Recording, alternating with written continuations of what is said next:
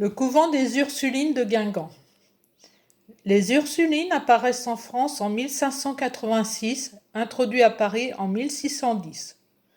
En 1625, première demande des Ursulines à Guingamp, leur demande a été refusée.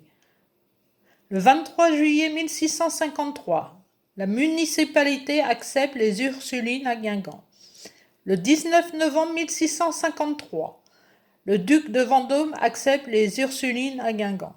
Le 25 juillet 1654, l'évêque de Tréguier accepte les Ursulines à Guingamp. En août 1654, 8 religieux professes arrivent à Guingamp. Décembre 1654, les Ursulines achètent une maison à Nicolas de Quéré et Jeanne Loguello. En septembre 1666, l'évêque de Tréguier bénit l'église Saint-Joseph et le premier culte est célébré. En 1681, construction du pensionnat des jeunes filles. En 1760, ouverture des écoles gratuites, 15 religieuses à temps plein. De 1658 à 1687, propriétaire de 11 maisons avec jardin, rapportait des rentes en argent ou en nature. L'église Saint-Joseph est longue de 30 mètres, large de 5,80 m, haute de 7,20 m, plus divers appentis. L'église Saint-Joseph est dédiée à Saint-Joseph. L'enclos où l'église est construite s'appelle l'enclos Saint-Joseph. Sur l'église est inscrit Sancte Joseph Pater et Defensor Noter Dulcissime. Saint-Joseph, Père et Défenseur notre cher. La maison du département des pensionnaires. Longue de 7 mètres, large de 5 mètres, haute de 8 mètres, composée de 4 étages, 4 niveaux, un rez-de-chaussée plus 3 étages.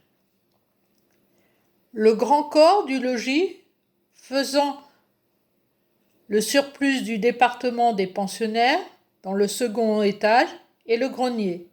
Le premier étage est le chœur des dames religieuses. Les Ursulines ont signé un aveu. Vassalité.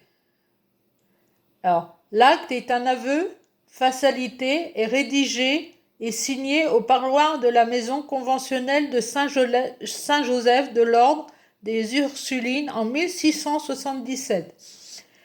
Les Ursulines sont les vassales du seigneur Charles de la Corbière. En échange de la reconnaissance de cette sujéction du vassal, le seigneur lui doit sa protection.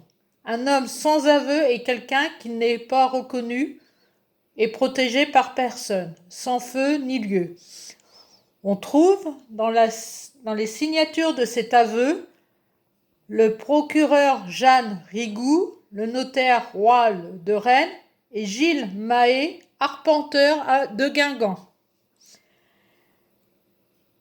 La Révolution s'étend de la période du 5 mai 1789, États généraux, jusqu'au 9 novembre 1799, coup d'État de Napoléon Bonaparte. Les Ursulines ont été expulsées de leur couvent.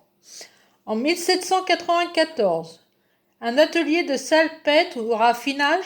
Alors, la salpêtre provenait des pierres calcaires extraites principalement des murs des enceintes de la ville. La présence de salpêtre dans les maisons s'explique par le fait que les habitants cohabitaient avec les animaux et les déjections d'urine. La salpêtre était utilisée pour la production de poudre à canon. Après la Révolution, l'église est désinfectée, elle est transformée en remonte, elle abrite les statues des saints saisis pendant la Révolution dans les chapelles et les églises de la région.